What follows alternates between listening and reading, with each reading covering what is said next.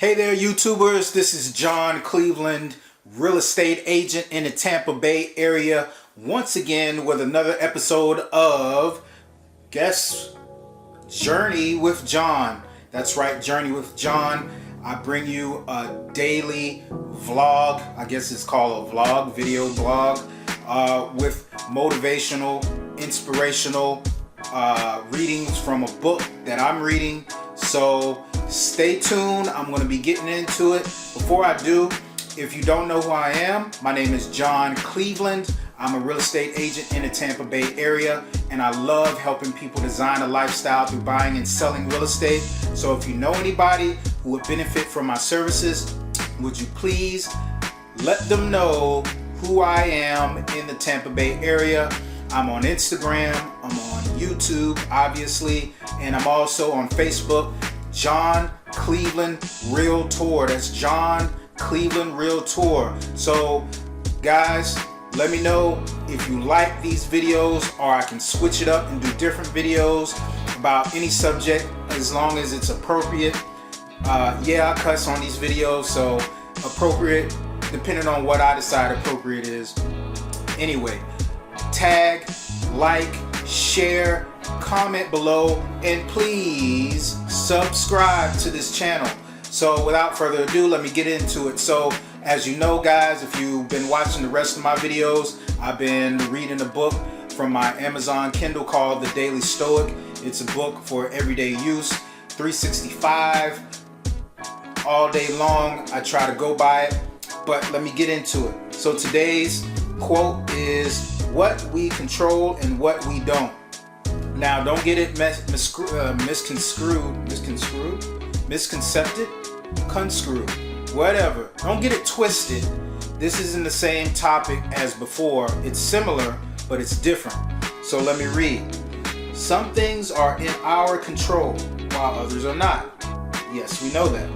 We control our opinion, choice, desire, aversion, and in a word, everything of our own doing. We don't control our body, property, reputation, position, and in a word, everything not of our own doing. Even more, the things in our control are by nature free, unhindered, and unobstructed, while those not in our control are weak, slavish, can be hindered, and are not our own. So what we control and we don't control. So it sounds similar to the other topics, like what I said before in a few chapters before, or a couple of quotes before, is that we have to be able to have choice and control. Actually, that was my first video, control and choice. But this one gets a little bit deeper as to what we control and what we don't control. And it says a little bit today, says today you won't control the external events that happen. Is that scary? Let me know if it's scary to you guys. Don't be scared. If you're scared, go to church. Alright. If you like church, I'm not bashing on you, but if you're scared, you need to go see somebody about that. A little, maybe, but it's balanced when we see that we can control our opinion about those events. You decide whether they're good or bad, whether they're fair or unfair. You don't control the situation, but you control what you think about it. So I'm gonna stop right there. So something bad happened to you, something bad happened to a loved one, some certain situation happens to you in life where you feel it's unfair, where you feel like you need to break out, have a pity party, and of course you do need to be consoled, you do need to be talked to. Don't get anybody wrong or get me wrong. Everybody's human, everybody needs somebody to talk to, but you can't stay in that place. Why?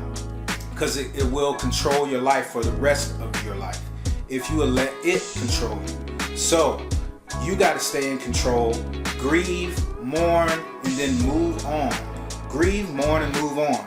You can hashtag that if you want to, but We can't stay in the same place. If we feel like something was out of our control, there was nothing that we can do about it, we can't go back to it. We can't keep rethinking over, oh, I should have done this. We can just move on. And if it happens again, or you see the point where it's going to happen, basically you can see where it's at and then maneuver around it, or know how to act accordingly the next time. So, but think about it. See how it works. Every single thing that is outside your control, the outside still presents a corresponding area that is in your control. So it's saying you're in control, but not in control. What does that mean? Whatever that comes your way, the situation, it's out of your control. But you control yourself. You control how you react to it. You control how you respond to it. So if anything comes your way that's out of your control, maybe somebody tries to slander your name or say something about you, but you know it's not true. Especially here on social media, that happens a lot. Go figure.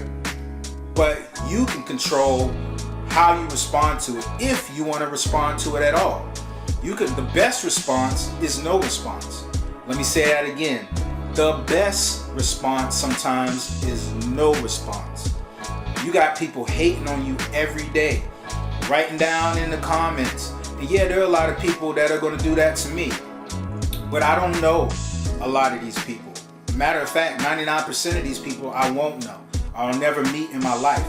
But they have the right. They have the right to have their own opinion. They have a right to be social and say what they want to say. But I have the control to respond or not. So at the end of the day, I'm going to sleep better because I decided not to let that get to me and respond in a way that gets me out of my character, that gets me out of myself. So a little bit of the Daily Stoic for you guys, what we control and what we don't. Like, comment, subscribe to this channel. If you want me to start talking about real estate, I'll start talking about real estate. Or I figured you guys want to talk about just a simple chat about life. But you guys let me know. Comment below. I'll check you guys out later. And you guys have a nice day. Peace.